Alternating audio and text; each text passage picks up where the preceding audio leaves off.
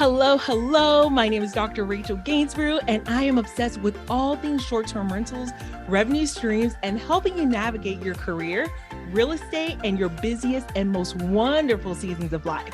I'm an immigrant, a pharmacist, a wife, and a mom who took one guest room rental and turned it into a multi-property, seven-figure real estate business, which has also landed us on TV.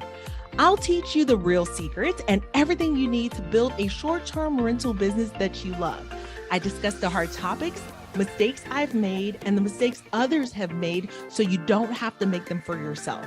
Financing, automations, acquisitions, low occupancy, scaling, and building your team, all while balancing your life, are all subjects to be discussed here. Consider me that one best friend you can come to with your short-term rental business questions. So grab your coffee, get comfortable as you get ready to learn and grow with me. This is the Luxury Short-Term Rental Doctor podcast.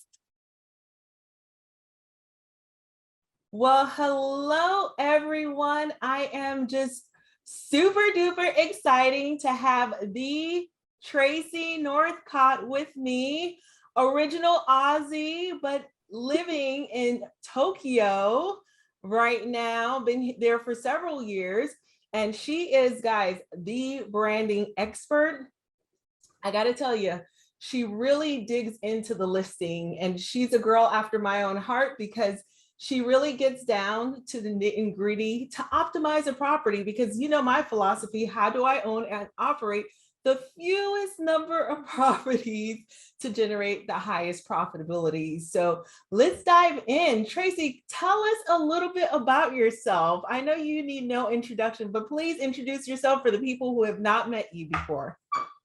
Thank you, Rachel. It's a really pleasure to be here and actually to see you in person. Normally we're just hearing each other's voices, and you know, I'm sitting in my pajamas, and today I brushed my hair and put on some lipstick for you, so because I'm live on camera.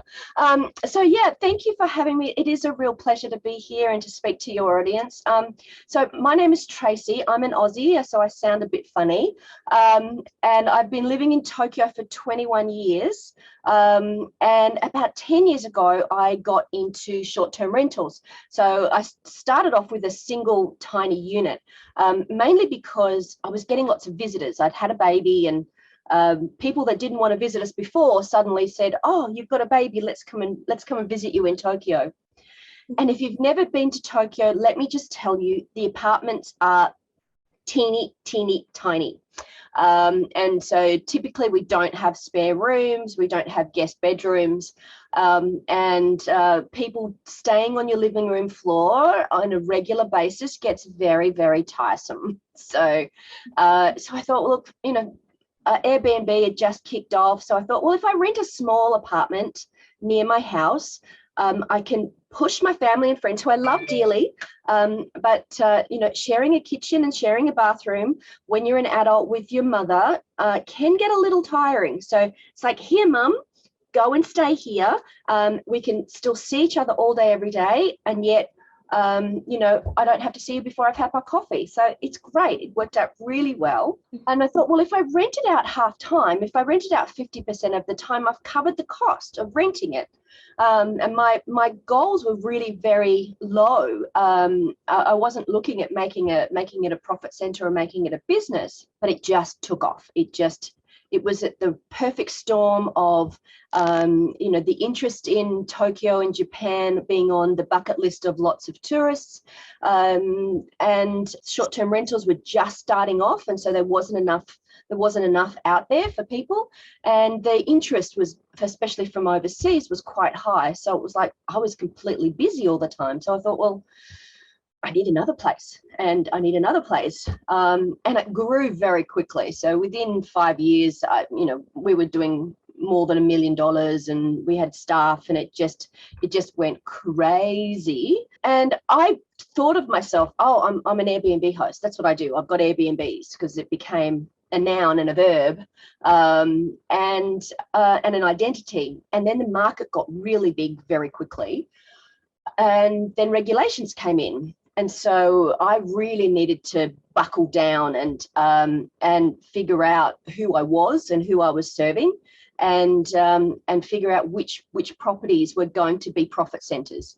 And I did that about 5 or 6 years ago. And when I did that, my life completely changed. My business took off like a rocket, and now we're doing it full time. It's been great. That's incredible. So it just started as an idea for your own personal use, just to have something. And that's fantastic, because arbitrage, that's what we call it here, arbitrage is actually a really powerful pivot shift that we explored, and now we're all in on here in the States as well.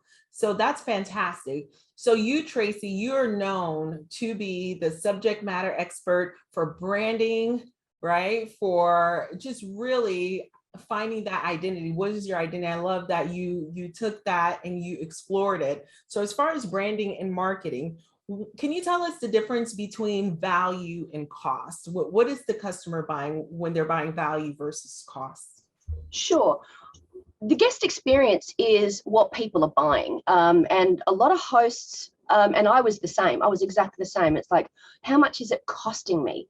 How much is it costing me to rent, to fit it out, to pay the utilities? And then I'd put a plus alpha on top of that. And that was my value to the market. And if you're selling a widget, if you're selling a thing, then that's kind of okay. But when you're selling an experience, your value includes your hospitality, the information that you give to guests, the way you make them feel, the delivery of your service.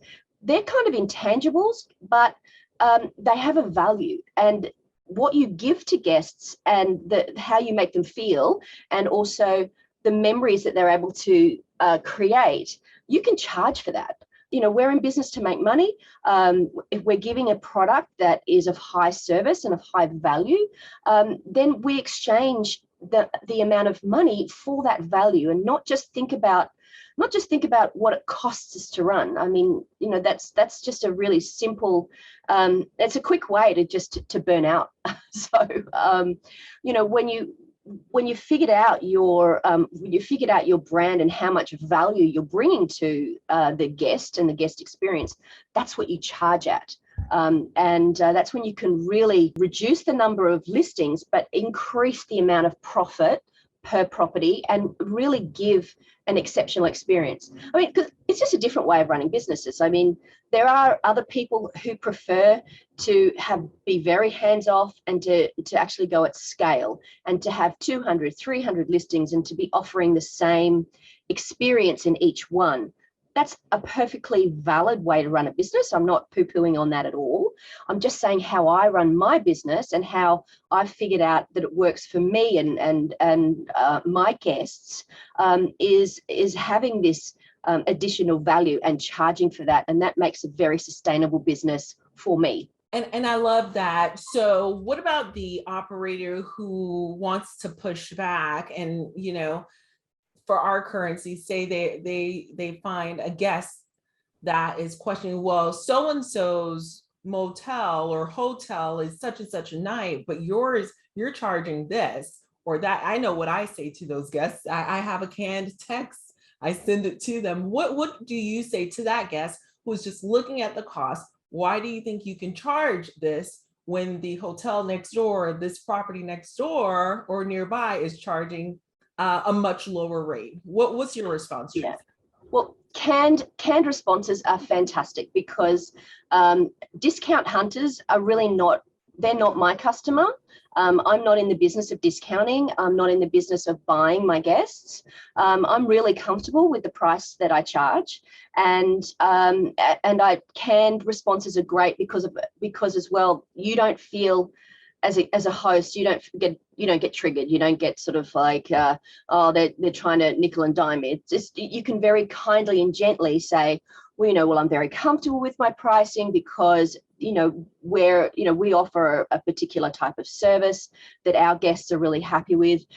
Obviously, if this is not right for you, that's fine. No harm, no foul.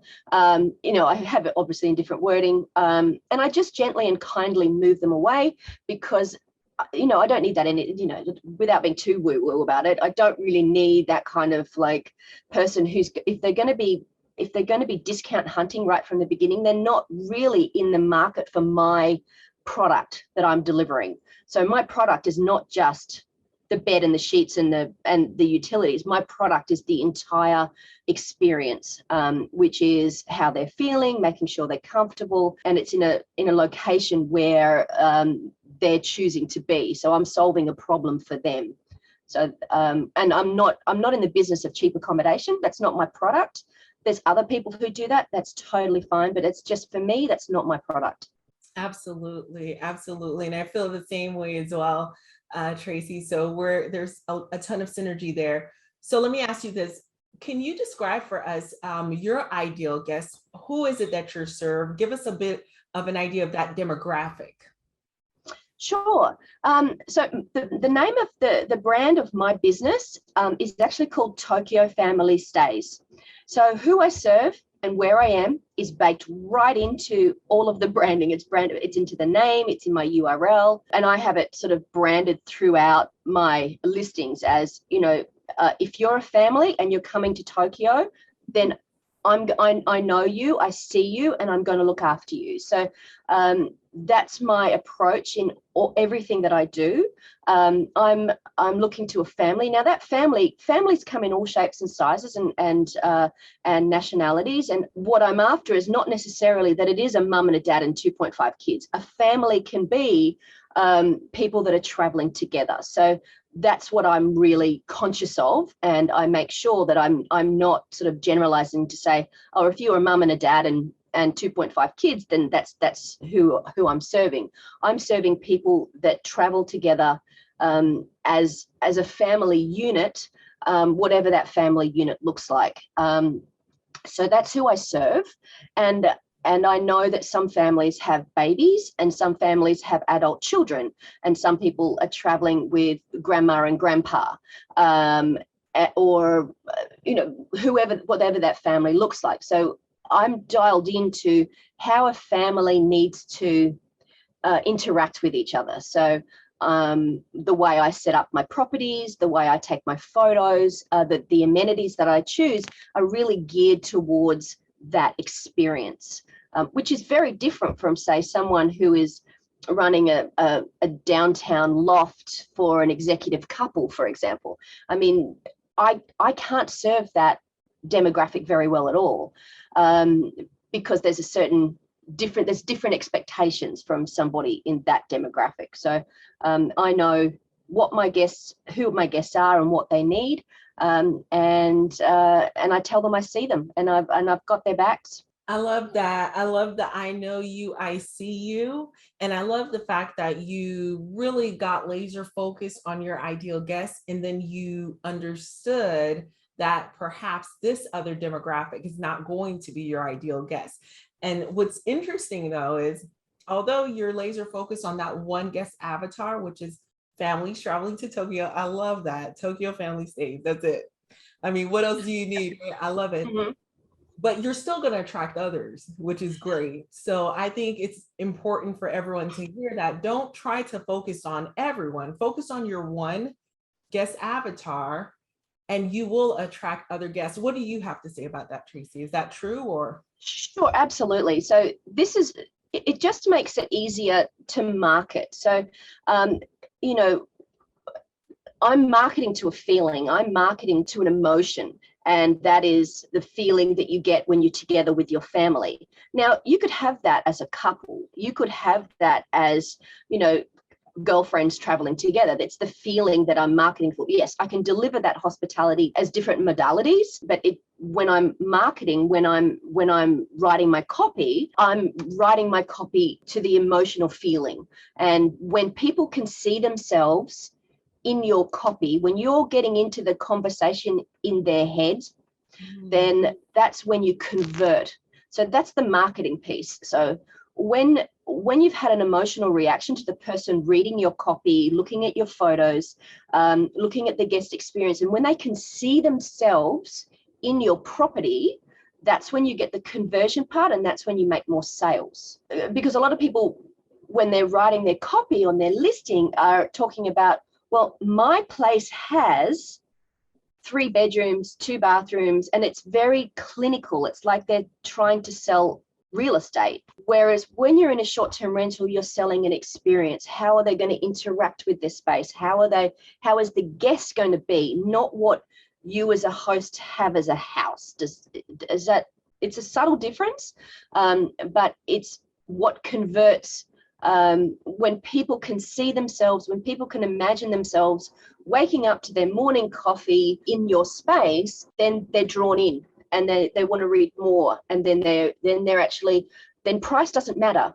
They're buying the value, they're buying how they're going to feel and the solutions that you provide when they're staying there. So rather than just flicking through a brochure of, all different houses, that's when people start comparing on price. But when you're giving them an experience and a feeling, that's when price doesn't matter. That is so good. And you're leading right into the question, because my next question for you is, how do you stop the scroll? How do you really get the guest to identify with this space? And you touched so many points on there. When you say, I see you, I know you, I mean, what else do you have to say about that? I mean, that's incredible. So as far as this, the first point of interaction is the guest searching for a space. How do you stop the scroll? Because all I have are the headline and a picture. Give us some pointers on some winning tips to stop the scroll on your pictures and your headlines in the sea of millions of other listings at this point. Yeah, look, it is a really cluttered market. And I think the main thing that people as a host have to just keep in mind that we're really not in a scarce market. When you think you have to appeal to everybody, you really are not appealing to any particular person. So, if you are, let's say, a cabin in the woods, what is the emotion? How are people going to feel when they're booking your cabin? That's what you need to be showing at the front, at the top hero shot. Get that emotional response and get people's curiosity of who you're trying to attract. If you think, I've got to appeal to everybody, that's the mindset of, I'm really scared I'm not going to get any bookings. It's a really hard shift in your brain to think there is enough people of my chosen demographic. So that's when you dial in. So the first photo obviously needs to be attractive, and people need to be able to see themselves there. So, if one of your appealing spots is, like I said, a cabin in the woods, then obviously a great photo is a top photo is the view, or whatever is one of your unique features of your particular listing. Your brand actually has 3 main elements. It's you as the host, what sort of hospitality you're offering. It's your listing, the amenities, the location, and it's your ideal guest. So those 3 things sort of are overlaid, and it's the intersection of those, that's where your brand is. So that top photo needs to reflect you as the host, your ideal guest, and also the best features of your listings. And the other thing to remember is your house, as wonderful it is not necessarily the final destination. You're solving a problem for people that are wanting to come to the area anyway. So you don't necessarily need to sell the area. You need to solve. So what you need to do when you know your ideal guest is think, well, they're coming. What do they need to do when they're in the area? What are their problems, or what are their desires? And you show that as the first photo. Like if you're in an urban center, or you're close to a hospital, or you're targeting a travel nurse, for example, what are their pain points? Their pain points are location, convenience. So you would be showing where that property is as one of the top photos. So that, and in the title, you would say that your feature is you're close to a hospital, which is very different from the title that you would use when you're in a cabin in the woods, for example. If you're targeting people that are working from home, obviously in those first 5 photos, you need to be showing your Wi-Fi speed. You're going to be grabbing people with that Wi-Fi speed, because that's a problem that you can solve. And when you can show that, that's when you stop the scroll. It's not just about having the prettiest listing. My listings are not the prettiest around, but I solve a problem for people, and that's what they're paying for. That's fantastic. So could I ask, because now I'm curious, as far as location, when you say you're showing the location, is it kind of like a topographical map view, or what do you mean by that? Well, you can put in the title. So, I'm just talking about my places now. Obviously, Tokyo is a massive city, and when people come to Tokyo, they've got in their mind where they want to be. Like, maybe their choice is to be close to Disneyland, or they want to be close to, the bright lights of Shinjuku. I give people the location actually in the title. That's good for me and where I am. But, for other people, having the location there in the title may not be necessary because it might be pretty obvious. So it does come down. It's never like a cookie cutter solution. It's about having your title, testing that to see if it's converting. If it's not, play around with that title a little bit to make sure that you're getting the right inquiries. And it's a bit of a double-edged sword when you sort of go down this marketing and branding path, because it's never just I do this and then the people are magically going to come. You really do need to keep testing and keep playing with your title and your top photos, just to make sure that you are appealing to the people that you're trying to attract. Awesome. And so I was asking that question in particular because, remote workers, travel nurses, all of that demographic is out there now. And I think it's going to provide a lot of value to those who are going to be serving those remote workers. So if you can say 2 miles away from Piedmont Hospital, something like that would be very advantageous for those who are serving that demographic. So that's a fantastic pointer. And so I'm going to be a little greedy because I know that there are people watching, but I feel like I'm going to just steal all the questions and just ask because, so Tracey, when you just suggested that it's almost like when your home is never done, you're always remodeling and fixing. Similar to this, oh my goodness, I did not realize marketing was just never ending. Like you're right, you can't set it and forget it, right? Because seasons change, interests change. Oh my goodness. So tell me, what are your thoughts about, is there a cadence just for basic maintenance? How often should we be cleaning up and updating our listing?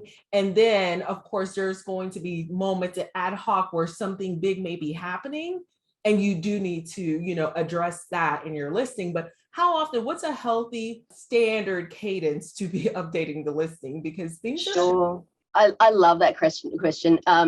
It really does depend on where you are. So, for example, again, I'll use this cabin in the woods or the beach, for example, a beach location. When people are booking a beach location, the marketing that you use for example, during fall is going to be very different from the marketing that you would have used in spring.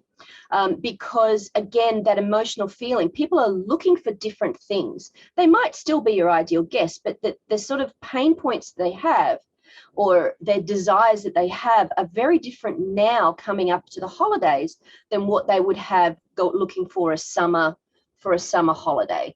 So it depends. But what I always advise my clients to do is do this on not inside your listing. What you can do is off your listing, have your copywriting, have your adjectives, have your different titles that you use on a separate document. And then what you can do is just copy and paste them into your listing at various times when you have a calendar. So you don't have to remember, block it out in your calendar saying, well, today I need to update my title. Today I need to update my copy. Today, the seasons have changed. So I'm going to be putting in pictures that are more seasonality. So, again, if you're a cabin in the woods, you should be now, you should have already had photos of fall colors and if you are into decor, you can be putting in photos of the dining table that has a beautiful centerpiece in 4 colors, which is different from the photos that you would have probably used before summer. Now you would be showing photos if you've got a fireplace, have the fire going, have those 4 colors, take photos when it's a different lighting. So definitely seasonal. Especially if you do get the really distinct 4 seasons. There is also the other benefit of having regular updates to your listing is that if you're an Airbnb, the algorithm loves that. The algorithm absolutely loves it when you're doing little tweaks on a regular basis, weekly, for example. Major tweaks, I would say monthly. And then seasonal changes when you're really swapping out photos and moving things around, and that's every 3 months. So that's a pretty good rule of thumb. You can be tweaking little things every like I said, every week. Flick the price up $1, flick the price down $1. Those are the little tips that keep Airbnb, that their little spiders and bots keep them happy and says, oh, this host is an active host, and will keep you up at the top of the listings, the search listings, and then to stop the scroll, again, have seasonal thing. You don't want to have a beach photo now because people aren't thinking, oh, I'm going to be going to the beach. They're going to start dreaming of the beach in the dark days of February, for example. So in February, if you have more of a summer place, start, changing up your photos to get people dreaming of warm summer days when they're kind of getting tired of winter. At the moment, everyone's kind of feeling like, oh, I'm over summer. I'm really wanting to get into some coziness and give them that emotion. And have fun with your listing, have fun with it and test it and see what's converting. Oh my goodness, I'm here taking all the notes, so I cannot thank you enough. So guys, if you did not get this gem, and this is what I call a habit hack, have your listing copy and header in a separate document that you can copy and paste, so you do not need to reinvent the wheel. Here I am typing and plucking and struggles like, how do I write this again? So have that saved on another document where you can copy and paste and refresh it as needed, and then add it to a calendar. Why didn't I think of that, Tracey? That is fantastic. Add it to a calendar, because that's one more less thing that I need to have hovering back here. Ooh, what's the other thing that I need to do? So if it's on a calendar, I'm golden. I live off of the calendar. So if it shows up, I know, okay, this is what I'm supposed to do.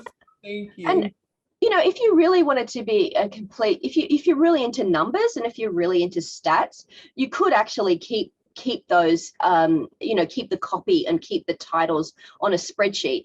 And you could be listing out, well, this particular heading, I got so many inquiries, and I converted to this amount of money. If you're a real statistics head, if you're not really into that, that's totally fine. You're just really interested in delivering the hospitality. But yeah, just keep the copy there, and you don't have to change the whole listing, just that top paragraph, because at the end of the day, let's face it, most people are not going to read all of it. But that top heading should be an emotional response. Any features need to be in a bullet point form, but any sort of emotional, imagine yourself drinking a coffee on our deck overlooking the river, that should be in a sentence, and then hit them with 3 bedrooms, 2 baths.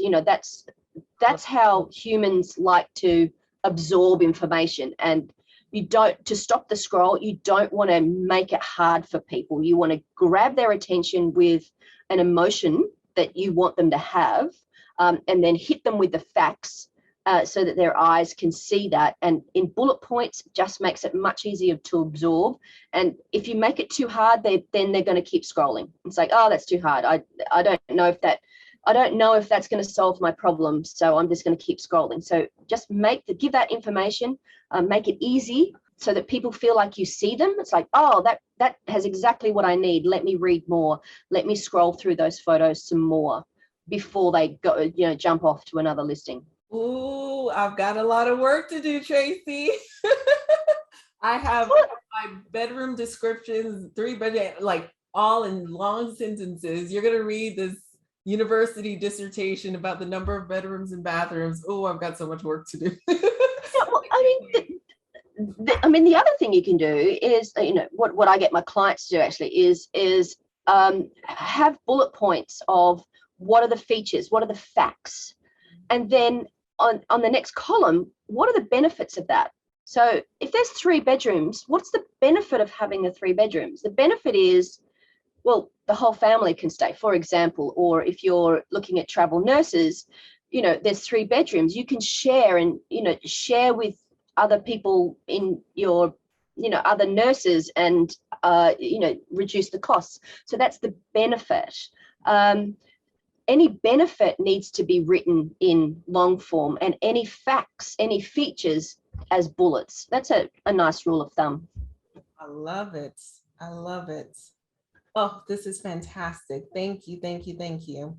And people like to be told what to do, don't they? So when you tell them, here's what you can, have access to, here's, how you'll be served, you know what? You just solved their problem. You answered the question. Maybe they didn't even know they had that question, right? You just answered it for them. And thereby, again, you're showing them that you see them, they can stop the scroll because this is the space for them. So tell us a little bit about Tokyo Stays, and tell us, as far as your top amenities. I believe that your city center, are you, Tracey, where there's a good walkability in your area? Tell us a little bit about the perks and your properties. Sure. So I'm in Tokyo. Most of the houses that we have are near where I live, and that's deliberate because I know the areas really well. I can serve my guests really well by giving them all those local tips. And also, I know that when people come, they don't have cars. They are going to be using public transport. So it has to be, whenever I choose a place, it has to be close to a station. It has to be close to a major subway line. That's solving a problem because, people are coming to Tokyo. They do want to, hang out in the house, but I put my ego in my pocket. My house is not their destination. I'm solving a problem for them. They want to go out and they want to see as much of Tokyo as possible. So I make it convenient for that. But then when they come back, they've got all the creature comforts that they're used to. I make sure that all of my amenities have English explanations. The toilets, let me talk about toilets for a moment. Japanese toilets, you will almost need a degree to use them because they play music, they have washing and drying and massage features and seat warmers. I know, right? I'm talking about toilets on your show, but this is fantastic because I want to visit Tokyo Stays one day, so I need to get orientation on the toilet. Tell me about this. Well, yeah, and so what I do is I make sure that I help people out. So again, I see you. I know that you're a little bit confused and nervous when you're in a toilet. So I'm going to give you the information so that you can enjoy the experience, so that you can not feel like you're doing the wrong thing, like you're not touching the wrong button. So I just make it very clear. There's a sign on the wall, which, decor wise isn't great. I make sure that any signs I have around the house are convenient, but not taking away, you don't want to feel like you're living in a rule-centric place, but, I give people good information in the location that's convenient, and so that they can relax, in my place. So even the air conditioning units, it's like, well, how do I use the air conditioner? I don't want people pressing lots of buttons because that's when things break. As well-meaning as people might be, I want to make sure that they understand and they're not just randomly pressing buttons to get, to turn on the air or turn off the air. So I make sure that they understand how that's used. The other amenities, I offer are, because I look after families and they're traveling, I know that they're not necessarily going to have a bunch of toys for the kids. They're not necessarily going to have books. So I provide kids books in different languages, kids toys, nothing with a pencil because I don't really want crayon marks on my wall. So I'm very careful about what I choose to suit me as well as give value to my guest. I make sure that I've got things like high chairs, and I've even got prams if people need like strollers. But the other thing is that I know what problems they're likely to have or what desires they're likely to have, and I can monetize that along the way.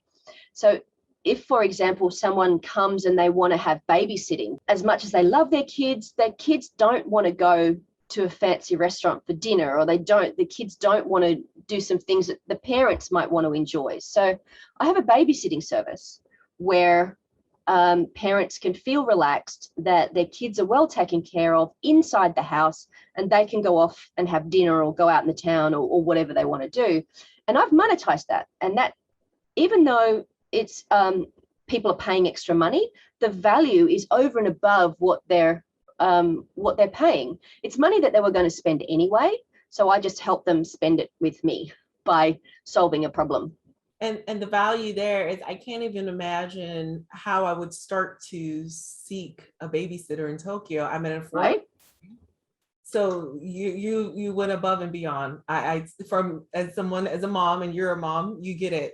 Mm-hmm. Country, don't know who to trust, don't know what's going on. But if my host is recommending a sitting service and they come with high marks, yeah, absolutely. And these are babysitters that have looked after my own son, right? So I trust them implicitly. They're also the turnaround team, so they know the house really well because they clean it. So and it's extra money for them, and I get a commission for the booking service. So it's a win-win all around, and and it's not.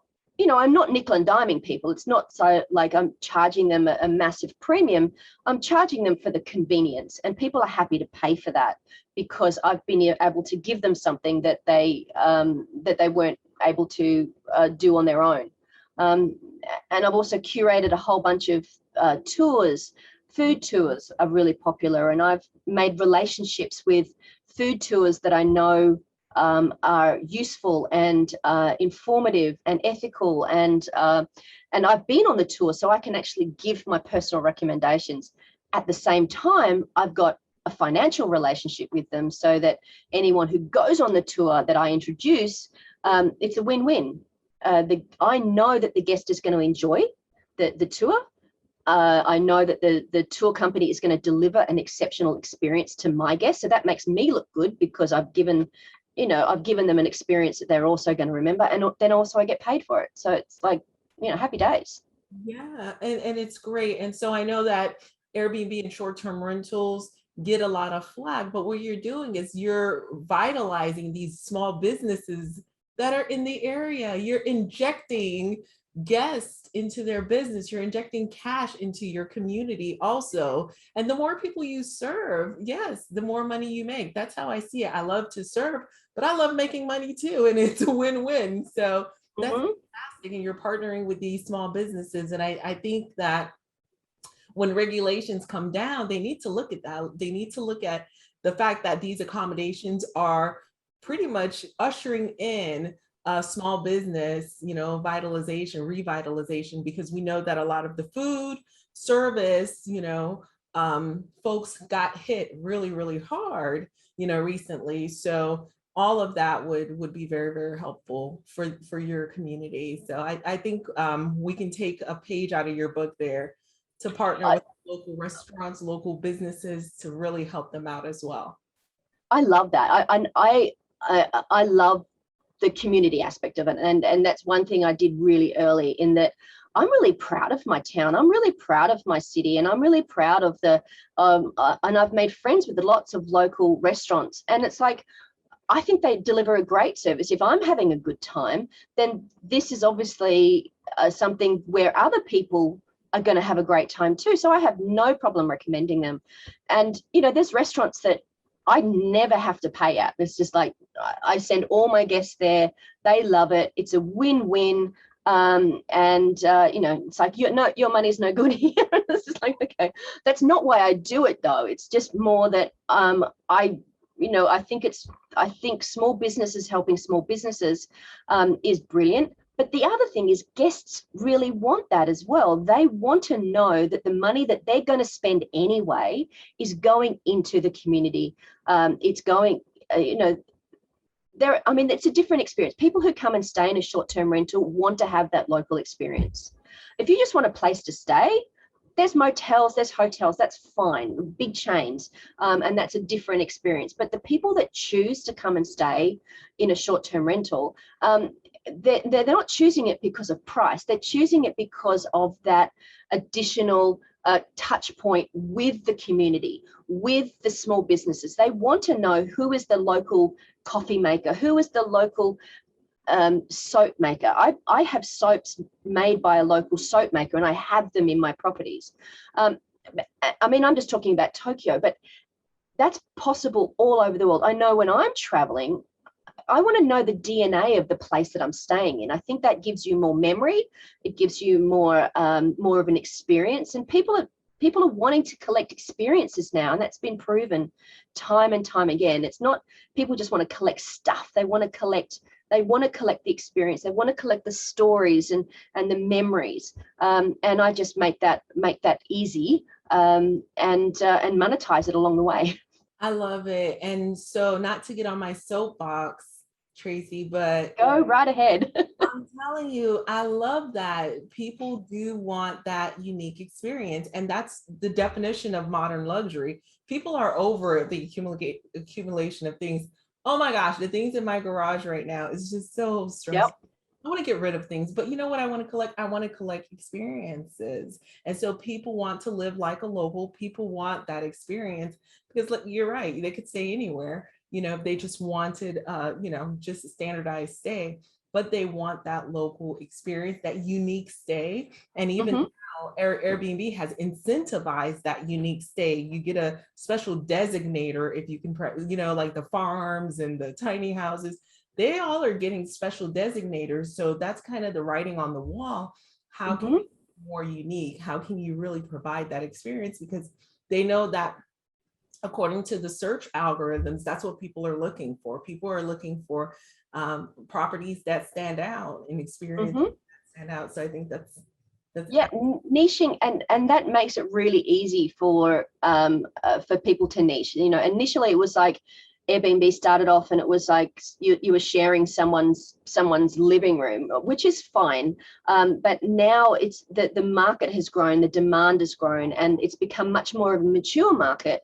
And you're getting all these different segments, and that's why branding, especially now, is really becoming so important. You can brand yourself as a tiny house, and if I'm going to look for a tiny house, then that's an experience that I want to get. It's just they're just so popular right now, and having your marketing geared to someone like me who might be looking for a tiny house experience, who might not understand what it is to live like a tiny house. Give me the information so that I can live successfully, even if it's just for that weekend, for example, and enjoy my stay. That's what I'm going to take away, and I'm prepared to pay for that. It's like a tiny house might only be, a couple of square feet, but I'm paying for the experience, and so I'm paying, the amount of money I'm paying per square foot might be what is the same I'm going to be paying in a large house, but it's a different experience. I'm paying for feeling like I'm in a tiny house. So it's not, you don't cost it out based on the square foot or the amenities. It's really on the total package. So that's really what I'm all about. And I love helping people do that and figuring out their unique sweet spot. That's awesome. And so I know that you host a clubhouse room every other week where I actually commented that that is the most actionable short-term rental clubhouse room that I ever participate in. And I love it because every time I participate in that room, I take away nuggets. And the folks in there that come up on stage with their listing, you and Bart, you guys dissect their listing and give them ideas, and they go out and they make the changes and they come back, and it's like night and day. And so that type of consultative live, is a master class in and of itself. And I think that's fantastic. Well, I mean, even in 10 minutes. So there's one chap, he came back a couple of weeks running, and, we only give people 10 minutes, like a really little taste of what a full branding audit would be. And he was coming back, week on week. And we figured out that the tweaks that he made, he was really coachable. He was really open. He was really taking on board and actually putting those suggestions into practice. He increased his nightly rate. He increased his midweek occupancy. And he was, by the time, I think after a month of doing that work, he was earning an additional $26,000 a year. I mean, just the same asset, the same, he wasn't spending a ton of money. All he was doing was fixing the marketing, fixing the photos, changing the title, and rewriting his copy. All of that earned him $26,000 extra for a little bit of equity of his time, sweat equity. That's what it was. And it's just like, that's half a job for somebody. Like, that's what's he going to put that money into? I mean, it's going to pay his mortgage. It's going to make his life, so much more comfortable. And that was us, just being able to look at it objectively, going, okay, well, who's coming?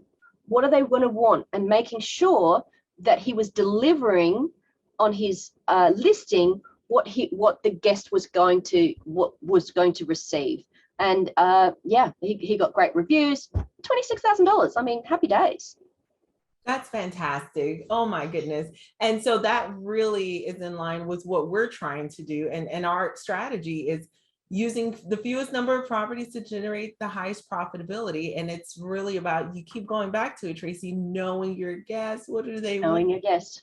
Yeah, what do they want? And letting them know that you know them, right? In your copy, they have to know that you know them.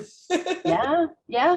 And then the thing is as well, is that it's the lifetime value of that guest as well. It's like, once you've sold it to the person the first time, it's much easier to, the opportunity cost of selling it to them again. And then they come back again.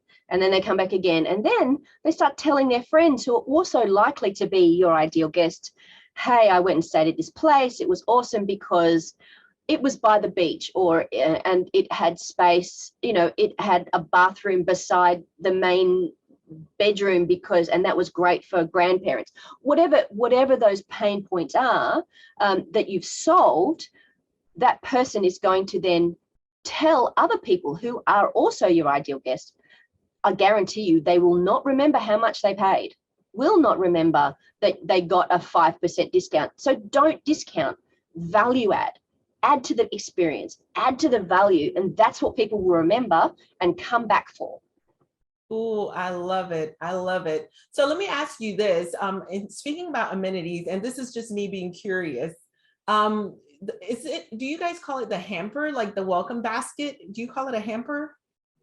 I just call it welcome. I don't know what I call it. I send a welcome pack, which is, before people come, which is a whole bunch of like information. So that's on how to arrive, how to, and also at that point is where I start to say, are you needing ground transportation? Because I know most people need ground transportation. And that's where I say, I've got you covered. I've got your back. Use this service. And again, I get money for it. While you're in town, are you planning to do a tour? Are you planning to go to a museum? use this ticketing service. I know it works. It'll give you what you need at a competitive price, done and dusted. So that's my welcome pack. And then when they arrive, I don't really call it, but I mean, obviously there's, information, there's the house book, and I put in things like, I've got train passes in there for the metro, and basically that's train passes that is just left in the house that people use. You put money on it, and then you can use it on the subway, you can use it in taxi, and then when you're finished, obviously it's no value to you, so you leave it in the house for the next person, and often there's money left over from the person before. So that's a nice bonus that I give people. I also have branded a stamp book. And now this is really specific to my area and my listing and my guests. So I look after families, kids. Have you ever been sightseeing with kids? They're like bored, and they're like, you're trying to look at a map, you're trying to figure out where you're going, the kids are going wah, wah, like, annoying you. I've got a project. I give parents a stamp book, and their kids have a project, and so the kids have something to do, and also it's something that they may not have recognized. So in Tokyo, this is again very specific to Tokyo and Japan, every single train station and every subway station and every single big tourist place, every temple has rubber stamps, which are designed like decorative, and they have the name of where it is, and they have a little picture, and they're usually like attached to the wall on a chain, and then there's a stamp pad, so you can have a memory book. So what the project for the kids is, right, when mum and dad are standing at the train station, your job is to find the stamp place. And so you go and find the stamp place, you put it in your stamp book, and then you write in where you were that day. So, and then they get to take that book home with them. And of course, it's got my brand on it. It's got like my website on it. So this is your memory that you've taken away. It's for free. The kids have had a job, they've had a project, and you've got something pretty to take away that you may not have learnt before. Sorry, that was a very long explanation for a very short question. But yeah, I try. And the other thing I do have in the house, obviously, I have coffee, I have tea, I have all, soaps and detergents and everything that they need, because, when you arrive, you don't know where the supermarket is. And, we give a full service in terms of detergents and toilet paper and all that stuff. So that's not as much fun as a stamp book. That's much more fun to talk about. Yeah, absolutely. And you just gave me an idea, because we have 100 miles of golf cart path. So I sometimes find the map to the whole path, and I want to standardize that and have it every single time, and then put our logo and branding on that. Nice. Floor, although they won't get to the 100 miles typically, but just a portion of it. I think that'll be cool. So thank you.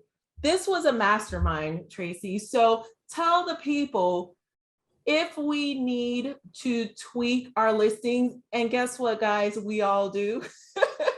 And that's something I learned from Tracey. It's like, oh my goodness, the house is not complete, when the builder's home is never done.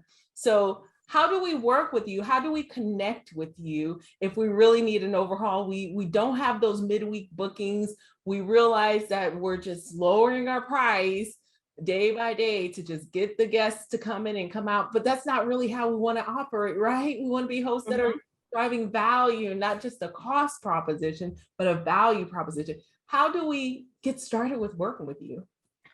There's a couple of ways. Now, I do have a signature program where I am laser focused on your listing. So I'll look at your photos, I'll look at who you're serving, and making sure that you're very dialed in, and you'll have some actionable tips, and also a schedule of, when you should be doing things, And then I'll check back on you a little later on and go, how much extra money have you made? So it's all focused on, making sure that your listing is really reflective of you and your service, and making sure that you're attracting the right guests. So that's a one-on-one with me, and it's called a listing and branding audit, and you can find it on my website. If you're more of a DIY, if you're more of a checklist and a self-study kind of person, I have a downloadable workbook that's called Revamp Your Brand. And again, that's available on my website. You can do that in a weekend. Typically, people find an extra $1,000 per month of extra revenue, and you can grab that again through my website. And also, I write. I've got actually, I haven't published a little bit lately. I've got maybe 15 or 20 blog posts that are just, I'm finishing tweaking and I've got to put out there. But I've been blogging since the pandemic started. I was really siloed on Japan. So before the pandemic hit, I was like really into the market here and into, I was helping a lot of hosts here in Japan, looking after inbound tourists. The pandemic hit and I just thought, oh my goodness, what am I going to do? I needed to put that energy into something. So I started writing. And so I've got a ton of content on my blog. You can read it for free.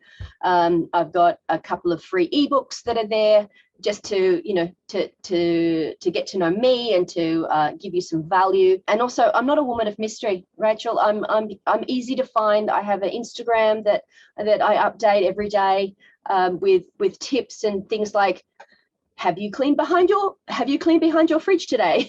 Just some things to, to keep you engaged. I think if you're engaged in your listing, that comes through in your business. Yeah. So my Instagram is sort of some daily prompts, and also some eye candy and a bit of fun. So that's how you find me.